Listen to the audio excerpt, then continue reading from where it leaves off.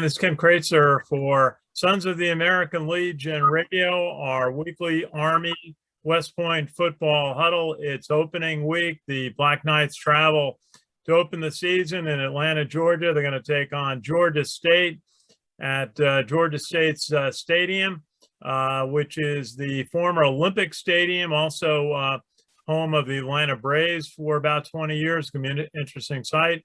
So we have our Army football huddle. We're going to discuss the outlook for Army this season and the opening game, the challenge of a very good Georgia State team, and also the outlook for Air Force and Navy this week and the top 25. So joining us in the football huddle this week, we've got from our SAL Radios team, Richard Miller from Florida. How are you, Richard?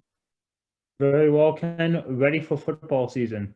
Okay, that's good. And we've got Sam Houston from the Beat Navy studio in Huntsville, Alabama, from the West Point class of 1987. How are you, Colonel Houston?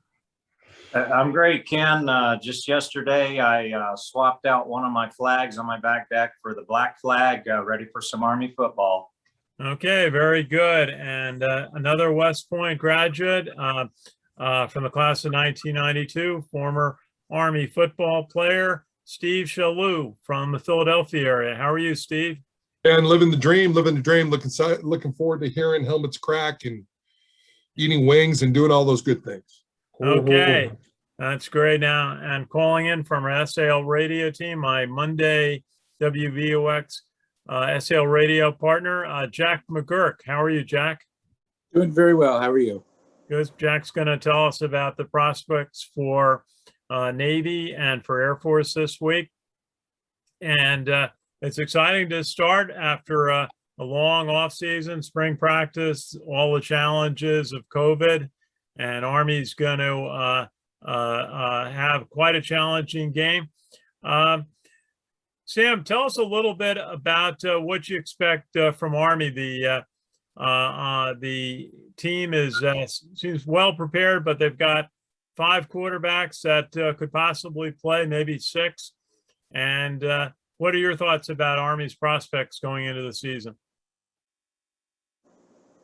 Well, talent-wise, certainly this stacks up to be one of the, if not the most talented team that Army has had perhaps since 1958, from one end of the ball to the other, with quite a bit of depth at a lot of positions, most notably the quarterback.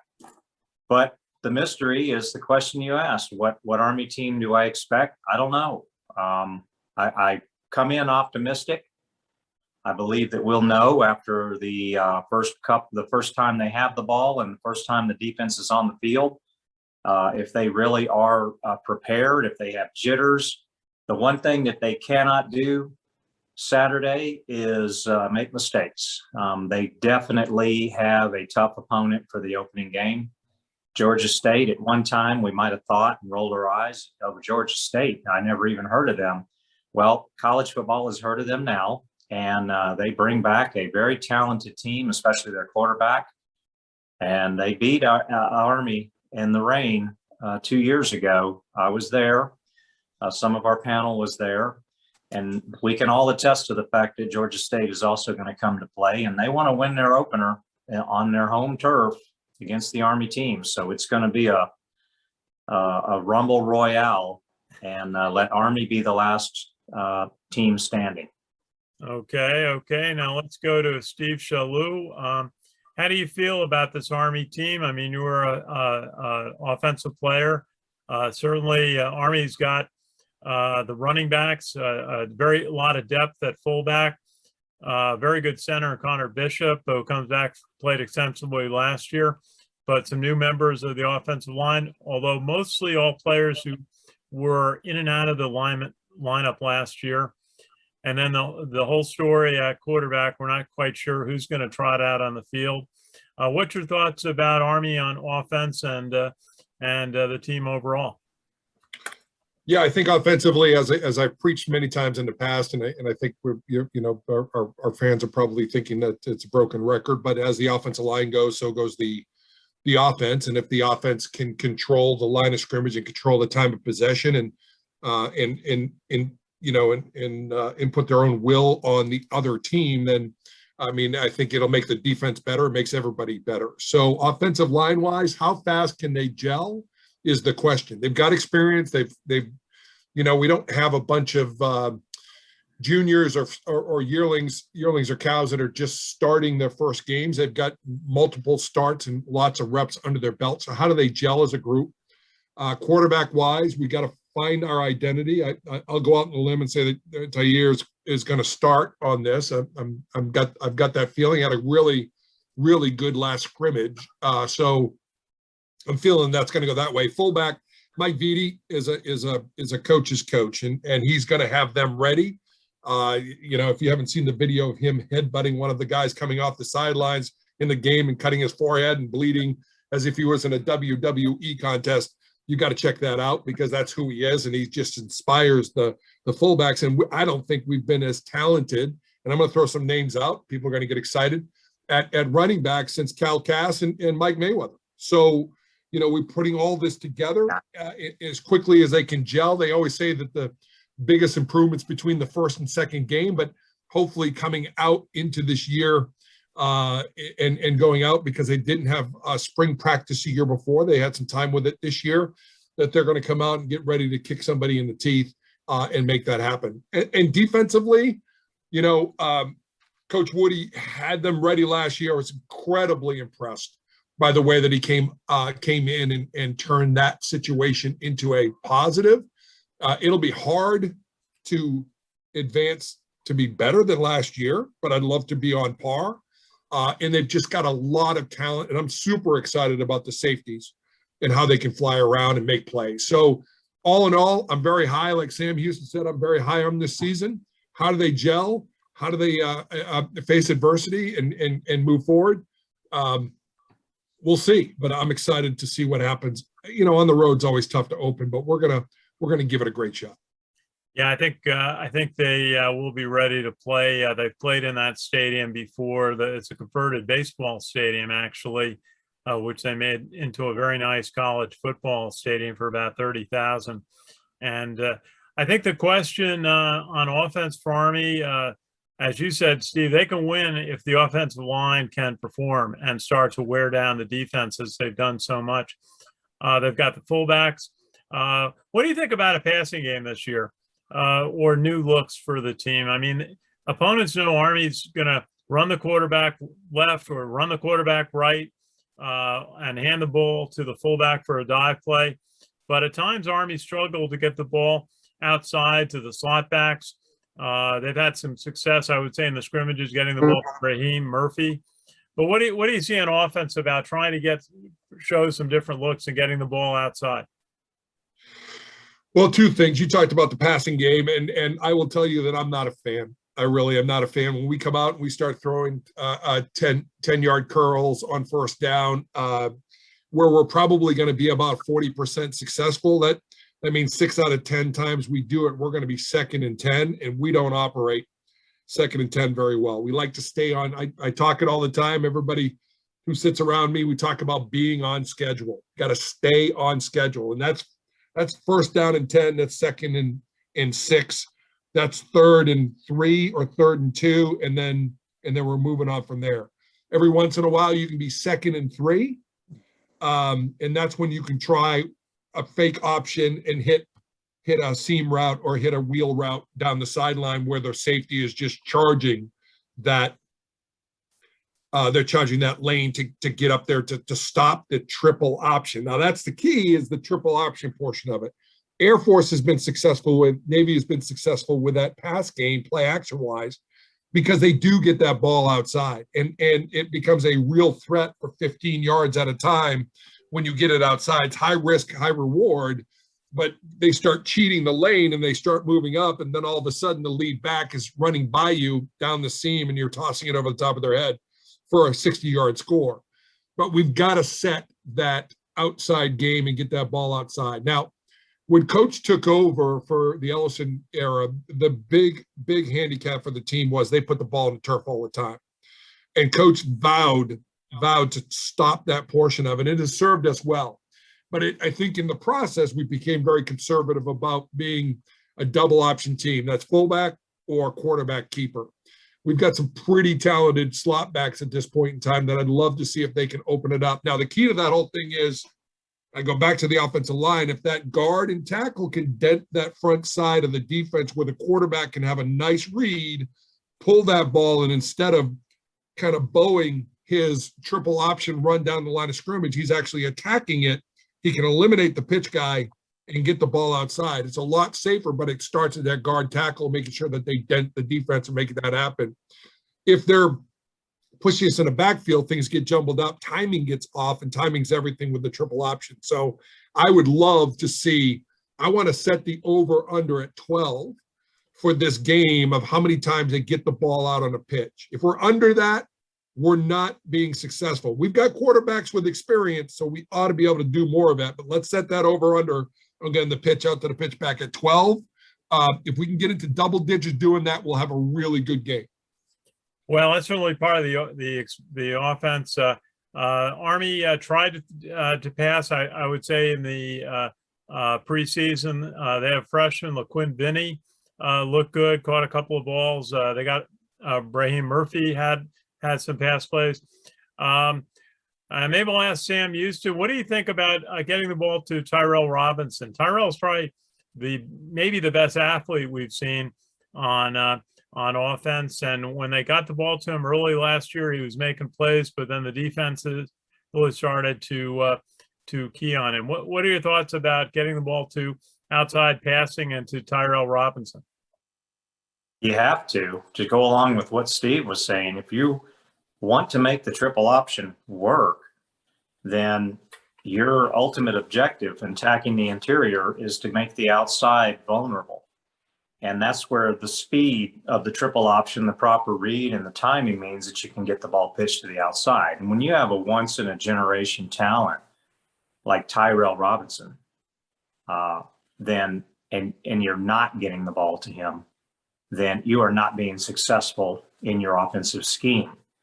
Tyrell Robinson not only represents a threat to the outside pitch, he represents a threat to just the straight sweep play, which is also in the arsenal. He represents a threat to the counter play, which can be set up nicely by the inside game and luring the defenders into the interior of the line and leaving a seam open to the outside across the guard and the tackle or outside the tackle. And with a speed talent like Tyrell Robinson, to be able to get the ball to him. And I like what Steve said about the over-under on how many times we're actually pitching to the outside. I'm going to be counting it myself at the game, and I'm going to that'll be a good topic of discussion next week, because if we're getting the ball to the outside and we're in double digits getting the ball to the outside, we're double digits because we're successful running the triple option. And as far as the passing game is concerned, the passing game in the triple option is least likely to succeed when you put yourself in an obvious passing situation. It's most likely to succeed when you have the defense on their heels expecting run on every play.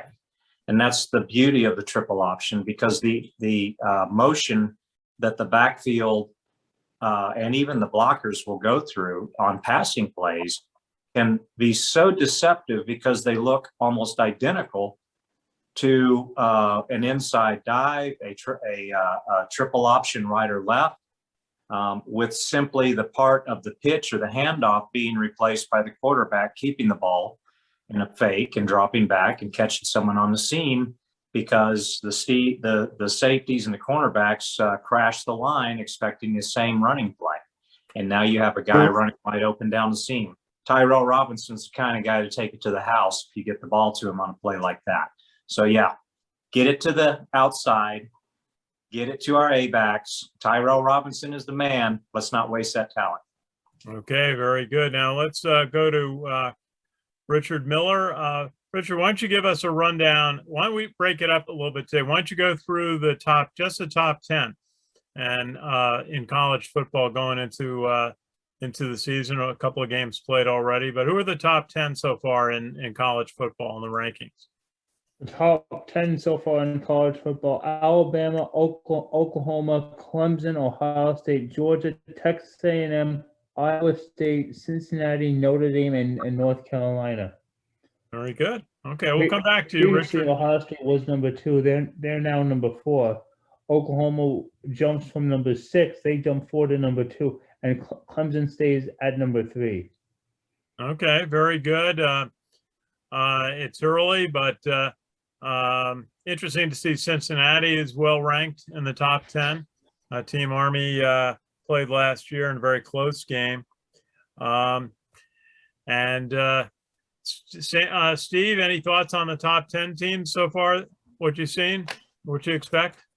I mean,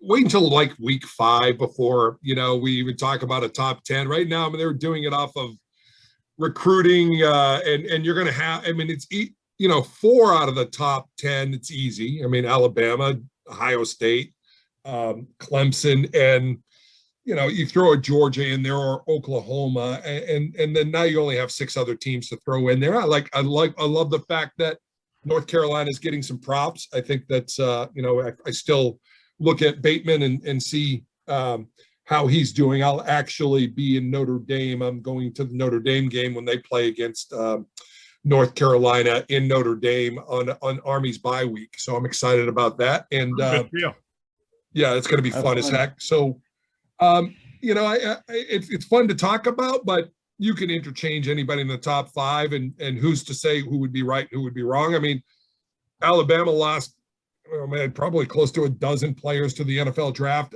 again this year. So, and they're just backfilling. So it's interesting.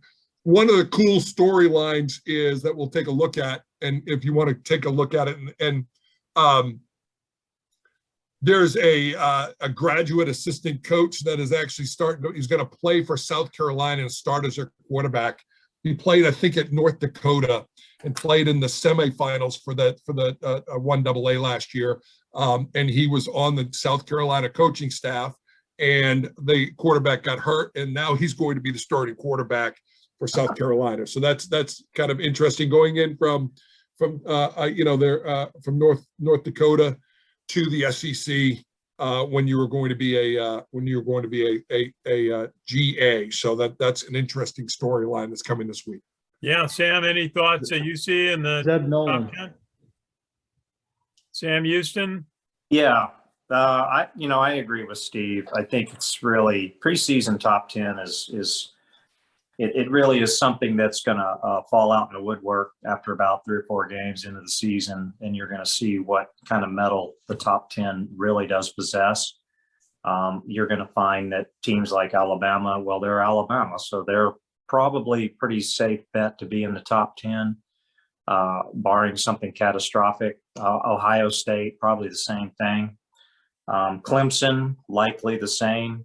But some of the other teams, you got to question, are they really ready to be in the top 10? We'll find out, and we'll see how they respond to that ranking in week 1 and beyond, and see after week 3, 4, or 5 if they're still there and what type of changes have occurred. But on a side note, from our topic of one of our topics of discussion last week, we talked about the new rule that allows college athletes to be able to financially gain from their name and contract. And I saw today, and this is kind of falls in line with what I feel is kind of the haves and have-nots. I saw that Ohio State's quarterback signed a $1.5 million contract for his signatures and name. And, it really begs the question, how does his scholarship fall into play now? Does he forfeit his scholarship and it goes to, I guess not, but someone else could certainly use the money that's paying his way through school and paying for him to play football.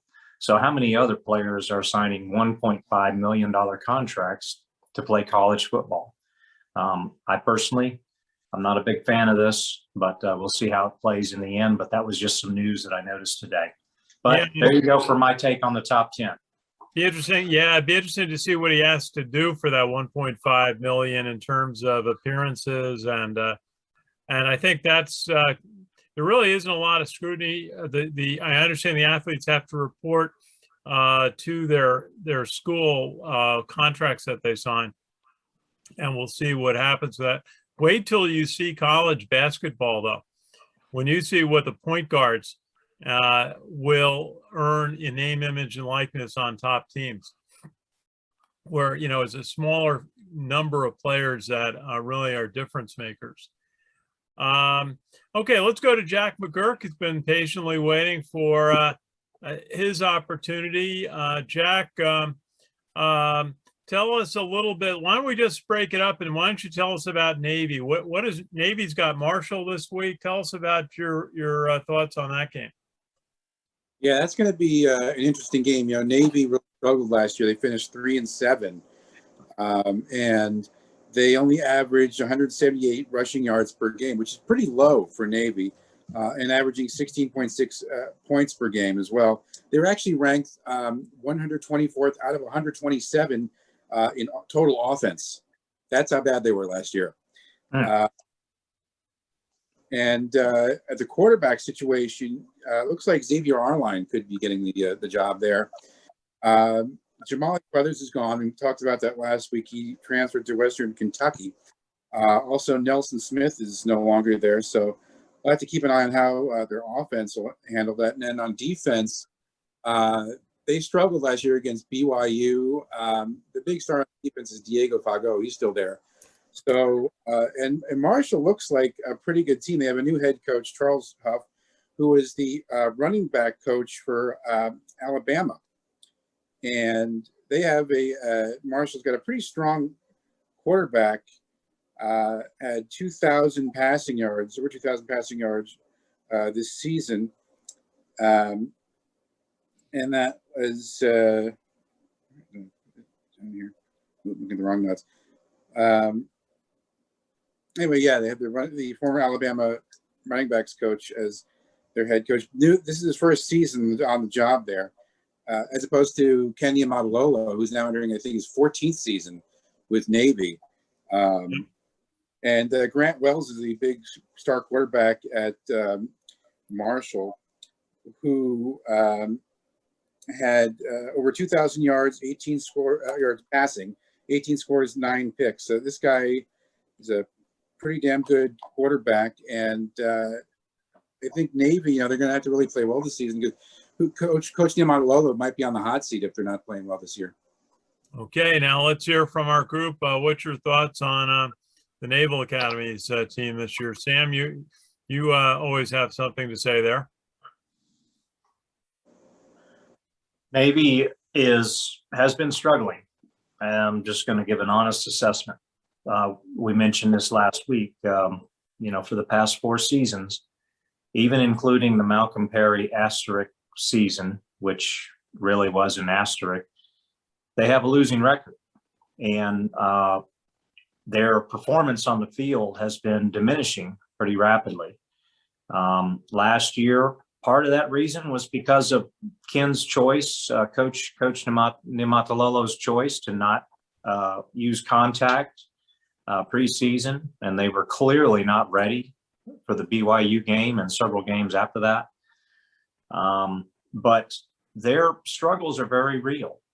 And I really agree with Jack that I believe Coach Yen is on the hot seat. And if Navy does not dramatically improve their performance on the field this season, especially in Commander-in-Chief's trophy play, that there may be a shift or change in Navy's coach. So it remains to be seen. But Navy's schedule, when you look at that, and you look at Navy's performance for the past 4 seasons, their combined work, and look at the schedule that they have on tap, they have a really hard schedule. And so I think just by default, 500 is going to be, that would be a good outcome for Navy with this coming season schedule and knowing the way they've struggled, especially last season, and some of the personnel losses that they had on the team. And again, I'm just being an honest assessment here of how I feel about Navy as a team and how they are expected to move forward. They could surprise us. How they play against Marshall might be an indication of what the real Navy team has to offer. They are playing at home. That's always a plus for Navy, we think, not including the BYU game last year. But their performance on Saturday against Marshall will be telling for how prepared they really are for this coming season and the murderous schedule that they have lined up for them. Okay. And let's talk a little bit about the Army defense, kind of centered around 4 captains that they have. Nolan Cockrell on the defensive line. Eric Smith, that inside linebacker, really has developed into a top player. And then the 2 safeties that Steve Shalhoub mentioned earlier, Cedric Cunningham, Markel Broughton, an experienced defense. A couple of question marks, I'd say, at the inside linebacker next to Eric Smith. They're expecting Spencer Jones to hopefully be back from an injury, ready to play, but they've been hearing a lot of good things about him. And Sam, what do you think of, what do you see in the Army defense? What are the keys? They're going to play a very good quarterback, Cornelius Brown, who won, as you said, helped them win the Lending Tree Bowl last year, 39-21 over Western Kentucky, and passed for an average of 227 yards a game, and had accounted for 17 passing touchdowns, 7 rushing. So it's an interesting. What's the challenge for the Army defense, would you say? Biggest challenge for the Army defense, I believe, is having last season on your shoulders. They were lights out last season.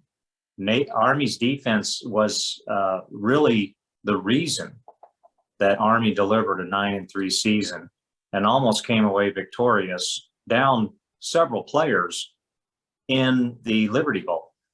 So Army's offense at times really struggled last season, and their playbook had to be diminished dramatically because of the carousel of quarterbacks that was going on, especially middle of the season and then on towards the end of the season. Even then, we were still rotating quarterbacks pretty frequently.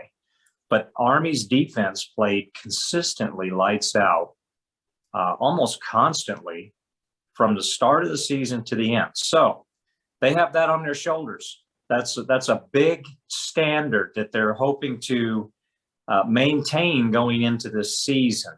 And Steve nailed it. If they can just play on a par with last season when it comes to defense, just slight improvement in the offense would bode well for the Army team.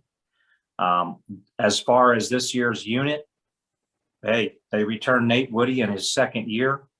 The guy should have been Defensive Coach of the Year last year in college football. Steps into an absolutely devastated Army defense coming off a horrific season and turns the unit around without a spring practice, by the way. So he's still a coach. I like the Army defense. I like the talent that they bring back, minus John Radigan, who had a great preseason game the other night.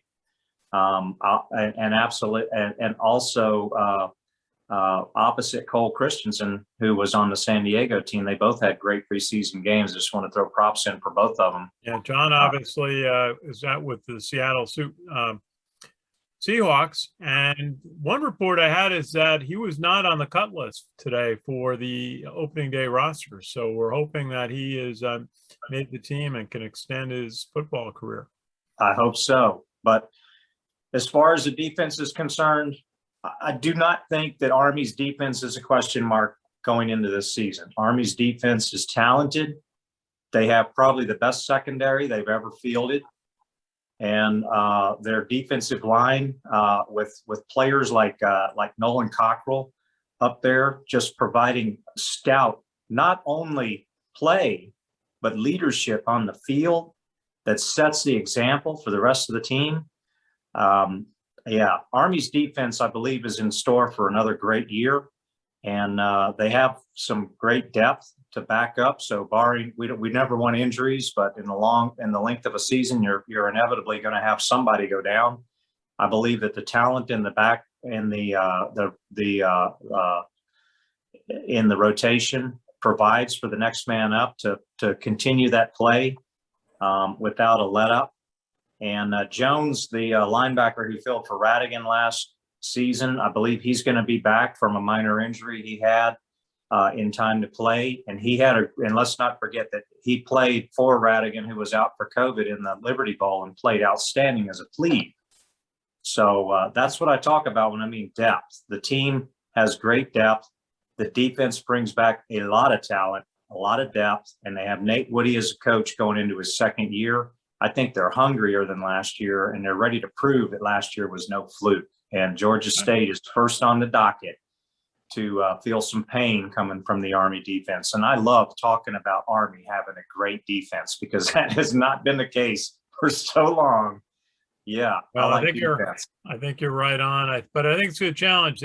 I think opponents are going to challenge Army's pass defense to see if they can get the ball outside or go deep, and see how Army handles those plays. Cincinnati did that last year, and we'll see.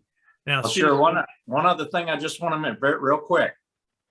Steve alluded to this earlier, and this goes on to Army's offense. Let's never forget that Army's offense properly performing triple option football and mounting long Monken era trademark drives of 10, 11, 12 plays that take 8, 9, and 10 minutes off the clock.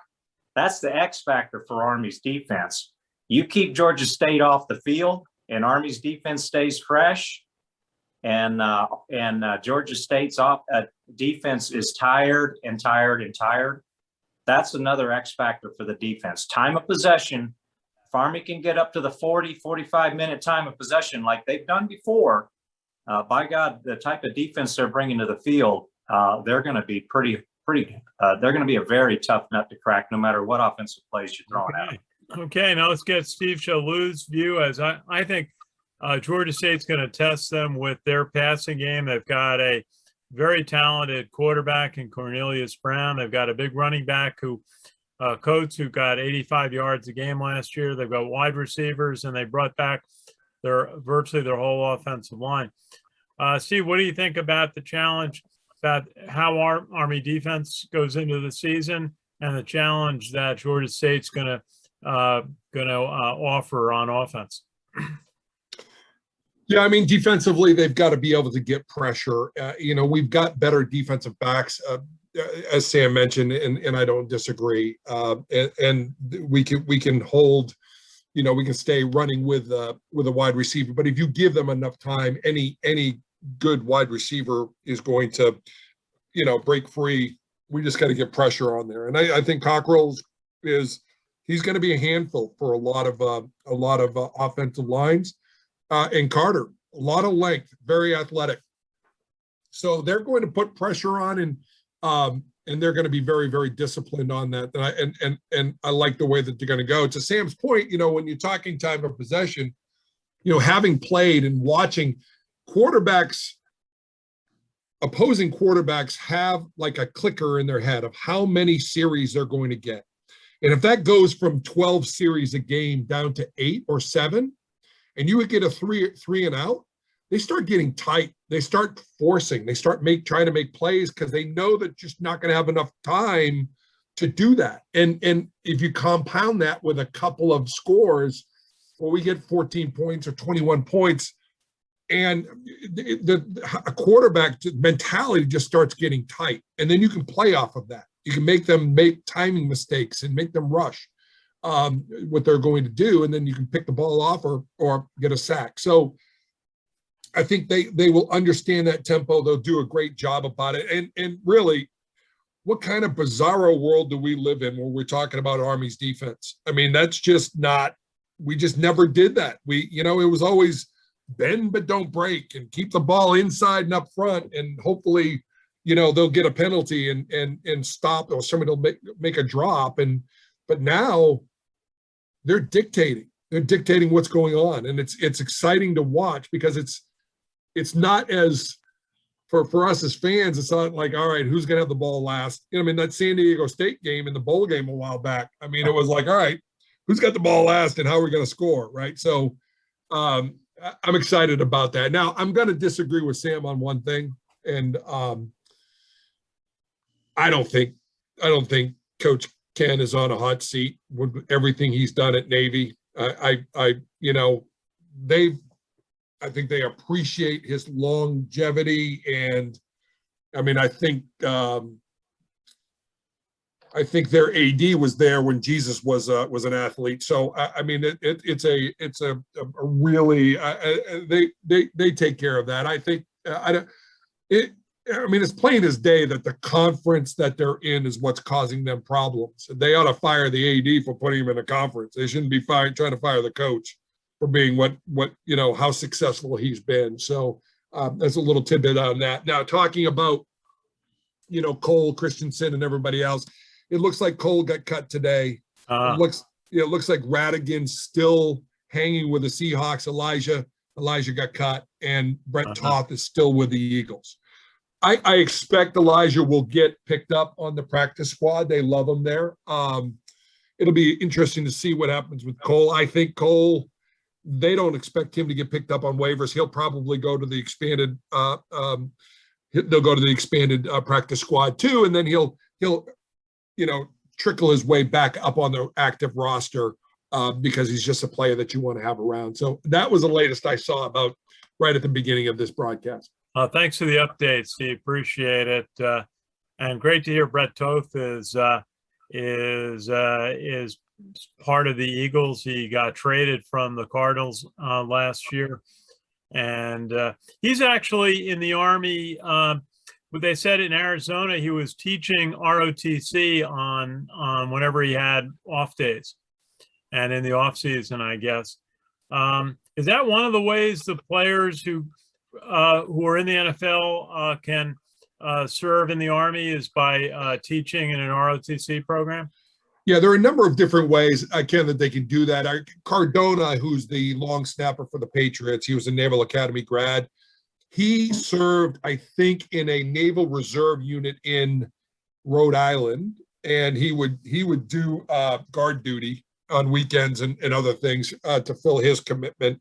There are varying ways that they can do it. ROTC would be a good way to get that done. So I mean, I think it's really up to your locale and what's the closest unit or opportunity where it would make sense to go. But if the thing about Toth, which is interesting, is that the Eagles actually traded away some offensive linemen because of the confidence they have with the linemen that they have. So, I mean, that I think speaks volumes on what Toth has been doing. And if you look, he's played some tackle and he played some guard with some second level stuff where, flexibility is your best, your availability is flexibility is your best ability in the NFL. If you look at the way that, with teams holding on to 6, maybe 7 offensive linemen tops, if you can play guard, center, and tackle, you're a valuable commodity. So he's expanding his repertoire a little bit. And I wouldn't be surprised in 2 years or so that he breaks into the starting lineup and becomes a stalwart for a team. He's just got that athleticism and strength, and I think he's going to do great things. Well, we'll never forget that block he made on the extra point attempt against San Diego State in the bowl game, when it was win or lose based on making that 2-point conversion, and he made the block. I remember I was watching from our American Legion post. I said to everybody around me, they're going to run right over Brent Toth, which they did, and got the 2 points and got the win in the bowl game. Okay, let's go to Richard Miller. Why don't you run down the balance of the top 25, number 11 through 25? As far as the college football rankings, 11 through 25, Oregon is number 11. Wisconsin's number 12. Also, let's see, number 13 is Florida, number 14 is Miami, number 15 is USC, number 16 is LSU, number 17 is Indiana, Iowa's number 18, Penn State's number 19, Washington's number 20, Texas is number 21, Coastal Carolina is number 22, Louisiana is number 23, Utah is number 24, Arizona State is number 25. Okay, and who on that listing also got points in the ranking? Points as like moving up. Yeah, anyone have points below the top 25 who are listed? Army is often Let's see. that listing. Points. Do they do this early, or like that's usually with the AP? Points. Okay, maybe not. Yeah, I don't think they do that coming out right now. Or votes. Yeah, I don't know if they do that at this point. Okay, Jack Mcgurk, why don't you provide your report on Air Force, and we'll give Sam Houston a chance to activate his fan club. Okay. Well, Air Force, they finished the season last year, abbreviated season, 3-3 overall. I mentioned Coach Nehemiah Lolo's in his 14th season at Navy. Troy Calhoun's in his 15th with Air Force. He's been there for a while. And they actually led the nation with 306 yards rushing last year. They have Hazik Daniels, quarterback, returning. Fullback Brad Roberts had 461 yards, 5 scores last year. He's coming back. Big question on offense, though. The entire starting offensive line is starting over. So we'll have to see if they'll be able to mesh and work well together. On defense, they lost 8 starters, but they do have some players coming back. Milton Bugg in the secondary led the team with 3 interceptions. They also have some players coming back from turnbacks. Kind of a controversial move, the turnbacks, but we'll have to keep an eye on to see how Air Force does. Their opening games against Lafayette, a Patriot League team. They also had a very much abbreviated season last year because of COVID. They actually just played 3 games in the spring, 2-1 record there. They actually have a 6-9 record over the last 2 seasons. So, Jack, they actually played in the spring? Yes, they did. Yeah. And who did they play? Do you have the? There was very little attention paid to those games that were played in the spring. Yeah. Looking at the probably some Patriot League. Okay, well, that's okay. And interesting though, with Lafayette, their head coach is John Garrett.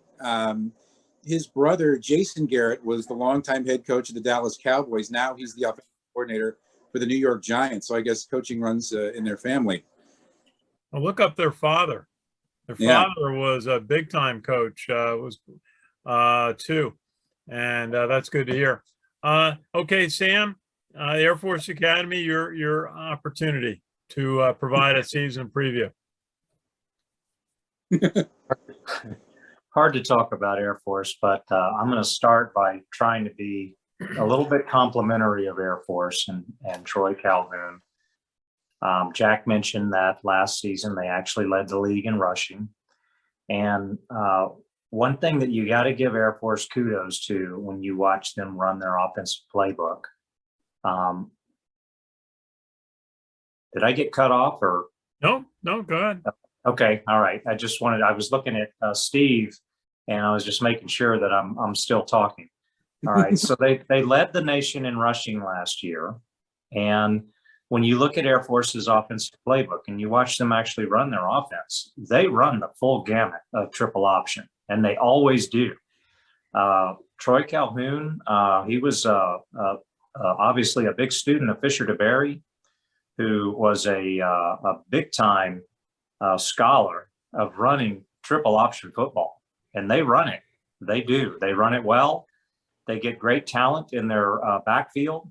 They always manage to find players that they can replace the players who graduated, and they can still execute. And I expect that there's going to be no drop-off in the coming season with how well Air Force executes the triple option football. If there's one thing that will be consistent about Air Force year in, year out, they are masters at running triple option, and they're going to do it again this year. Now, Okay. to Jack's point about the offensive line, let me use that as a caveat to swing over to the whole turnback thing. Remember last season, Air Force Academy wasn't happy. They thought COVID canceled their whole season. So, they proved themselves to be, once again, the academy that seems to make up their own rules. So they turned back, I don't know, how many players, 30? Most of them apparently came from defense. Well, how did they make up for their lack of size on the defensive line because of their turnbacks? They converted a number of offensive linemen into defensive linemen and played them. What happens to those players? Do they go back and start playing offensive line again this coming season? Do they stay on defense?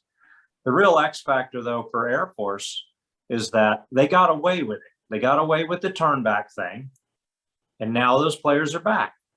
So when we talk about Air Force and we talk about who do they get back from last season, they get 31 players back, or however many they turn back, plus the guys who didn't graduate and are still on the team.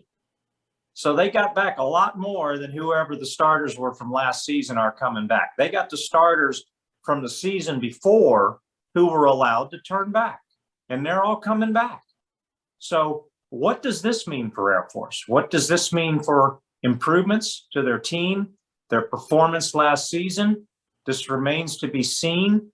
It's a topic that I will remain infuriated about. They should have never been allowed to do it. They did it. They got away with it. Now they get all these players back. And the Air Force team this coming season, number one, just like always, they're going to be masters of the triple option, and they're going to run it very well. And number two, we don't know how good they're going to be because they bring back so many players that were not on the roster last year that were on the roster the year before, who are now going to be back on the field. And they had a year off to work out, do whatever, get ready.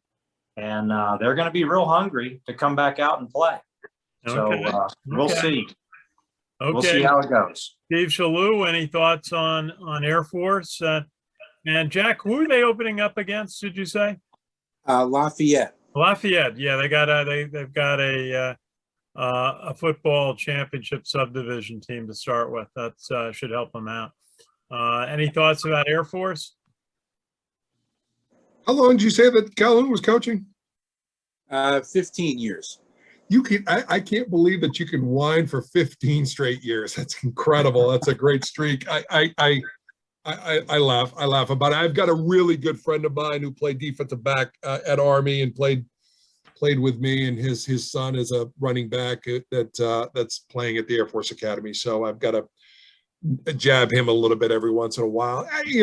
Air Force, what they do well, going back to our conversation earlier, is they can throw the ball timely and they can get the big plays through that. They do a little bit more shotgun, but they stretch that field. Now, it hurt them in the game against us because if they just stayed the course and drove down the field instead of throwing that late pick, they probably would have ran the clock down to where we wouldn't have been able to come back and score that touchdown and win that ball game. So, that's where you can get a little cute for yourself doing those type of things. And it worked in our favor. They run the ball really well, and they run the triple option probably best of all the service academies now. And it remains to be seen what the Naval Academy does at this point in time. And so it'll be interesting Okay. to see how they play. Okay. Now, as we approach wrapping up our first Army football huddle of the regular season, let's go through and get predictions on the score and key factors in the game. And let's start with Richard Miller. We're always watching Richard's predictions because they tend to be very predictive of games. What are you thinking, Richard, about Army's opener at Georgia State?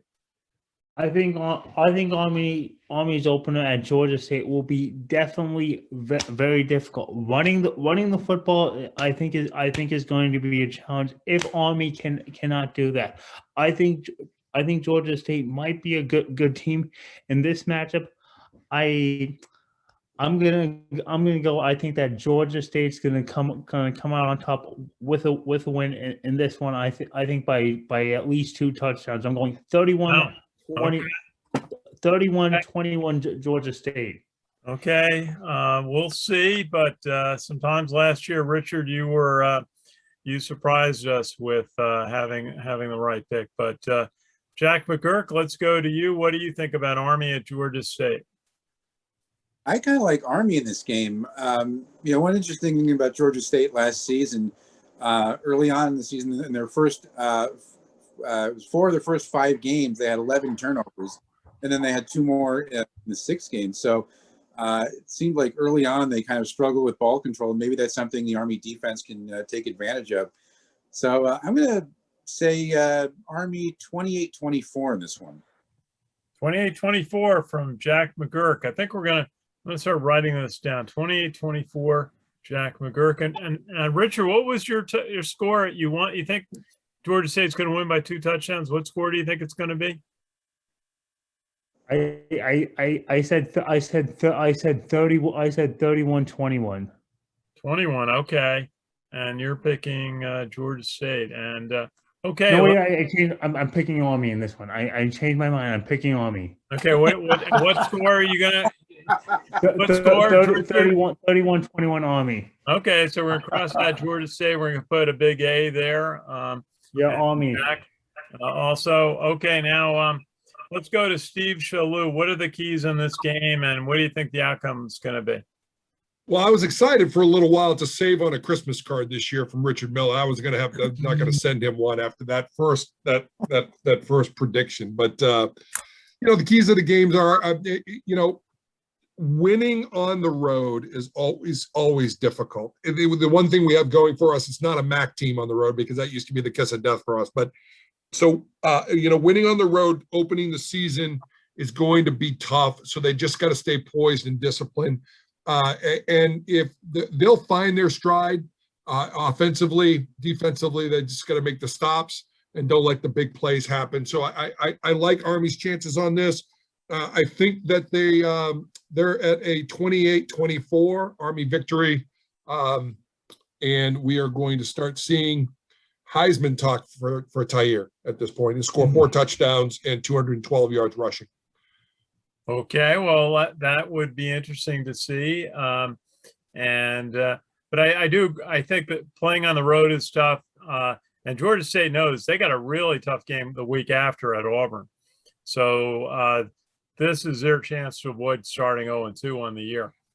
Sam Houston, what's your thought? You're going to be our reporter on the scene at the stadium. I don't know what the name of it is. They put a brand name on it, but formerly once was the Olympic Stadium in 1996. Fulton.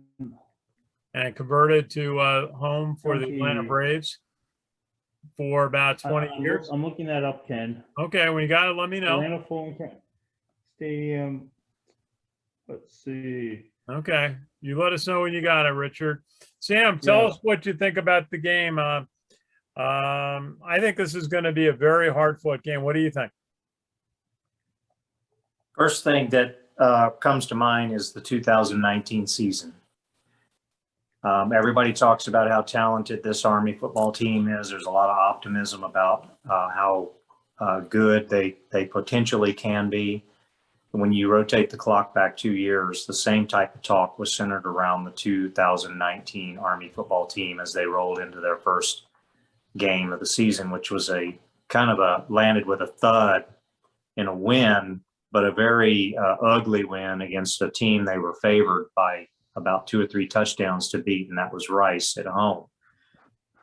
The current version of the Army football team has a number of players who were part of that 2019 squad. And I believe that they are acutely aware of the psychological impact that season had because of the hype that preceded the season and the absolute dismay that occurred by the middle of the season. And the leadership on this current version of the Army football team is all on the defense. All the captains are on the defense. First, I think that's going to be a big motivator for the offense. They've got a chip on their shoulder And they want to go out and they want to prove that the Army offense, the triple option, the time of possession, clock eaters that they've been famous for being in the Monken era have returned. And I believe that these factors are going to play into Army actually rolling into opening day down in Atlanta against Georgia State, and they're going to show up ready to play, and they're going to show up ready to prove that they're not the 2019 team, that the hype, whatever it might have been for this year, that it was correct, and that they're going to prove that they deserve even more hype. So that being said, I really believe that we're going to be surprised and see the kind of opening game that, say, Army had, I believe 5 years ago to the day, when they rolled into an unsuspecting Temple Stadium and dominated Temple for 4 quarters and destroyed them to the dismay of the Temple fans. Yeah. I think we're going to see the same kind of game happen and unfold in Atlanta on Saturday. I believe the final score is going to be 35-21 Army. And I believe that the 21 is going to be because Georgia State scored a late touchdown to make it closer than the game actually was. So I'm going to stand by that, and I'll eat my words next week if I'm wrong, but I'm ready to boast about it next week in our next huddle. Okay. I was at that game at Temple, and boy, did Army take that team apart. Temple, a nemesis team for Army for the prior decade. Army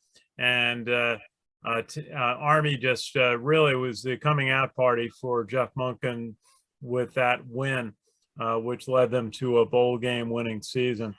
And I guess my thought on it, I think this is going to be a tough game. Georgia State comes off a season where they won a bowl game and they against a good team. And so they've set a standard for themselves that they want to build off of. They've got a very good quarterback in Cornelius Brown, who had a stellar freshman year, and obviously very athletic player, can throw the ball, get the ball outside. And I think he's going to test Army's defense on pass rush and also being able to stop the deep pass and the outside passes. And then they also can run the ball. So I think it's going to be a challenge. For Army's offense, we'll see how the offensive line works. I expect they're going to do well. The challenge is how the quarterback does. I mean, we think Tyree Tyler quite likely could be the starter. We might see Christian Anderson also as an alternative, even Jamel Jones. But the question is, if it doesn't go well in the first quarter or first half, does Coach Monken go to another quarterback? You know, how long the leash will be on the QB, on the quarterback, everyone's going to be watching. If they play well, let's say they get out to a 14-0 lead, you put another quarterback in to give them a chance and to get some reps in and keep and play with a fresh quarterback. So I think that's going to be a challenge, and we'll see. I have the score as 24-17 Army. I think Army will end up grinding away on offense, just running the fullbacks, running the quarterback. And we'll see how much, as you said, they get the ball to the outside on the perimeter. Army's, I'm sure Brett Davis has been working on new looks, which they have been keeping close to vest, and we'll all be looking forward to seeing how they do. So any final thoughts from the group before the opening game, Army at Georgia State, 12 noon on Saturday? So I'm sorry, Rich. An interesting tidbit, that Temple game that you referred to caused Temple, this is a little behind the scenes stuff, caused Temple to request a buyout for the series. They didn't want to play Army again after that. Really? I didn't know that. Army, they had really trampled Army a couple of games prior to that. That's interesting. That was definitely a disappointment to their opening day home crowd. They all, it had come off a very good season, had all the trappings of a team. Anyway, I want to point out that if I'm not mistaken, Temple won the American Athletic Conference that year, and they beat Navy in the AAC championship that year. And it was in that AAC championship game when Navy's quarterback Will Worth and one of their starting A-backs got injured on the same play. And Navy still is making excuses about 2016 and claiming about Will Worth that, if we'd have had our quarterback, it would have been different and everything else. But whatever is in the books, we know who won. And that's all I've got to say about that.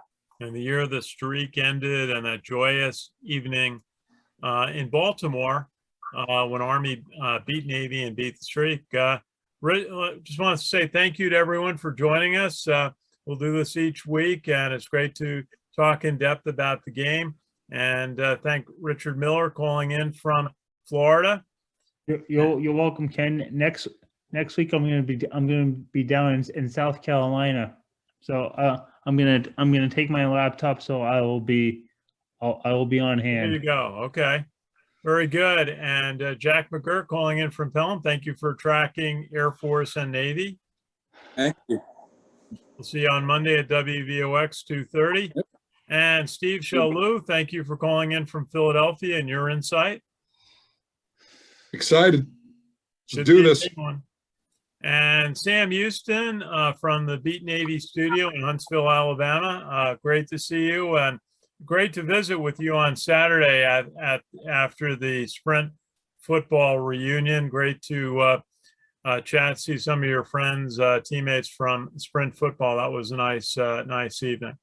Yeah, so glad you were able to make it by Zulu time there, the Thayer Hotel rooftop bar. I was sitting with a big group from class of 78. They're always the biggest attendees at the annual Sprint reunion. They're such a group of fantastic men that really helps you really feel the tight bond of the Long Gray Line. And they were very complimentary of you after you left, and they were very excited to have met you because many of them have been actually tuning in and watching your efforts to keep them informed about Army athletics and other matters with Army. So thanks again for stopping by, and thanks for letting me be here. I'm so glad it's opening week, and we can now get back to talking about Army football and the field of friendly strife and their performance thereupon. Looking forward to a great season. So thanks again, Ken. Oh, a pleasure. Thank you. It's honor to meet all your friends, West Point graduates and veterans, always. Now, we'll be on at 11 o'clock. We'll do a pregame show. We'll see if we can hear from Sam down from the stadium and the pregame, watching that for us.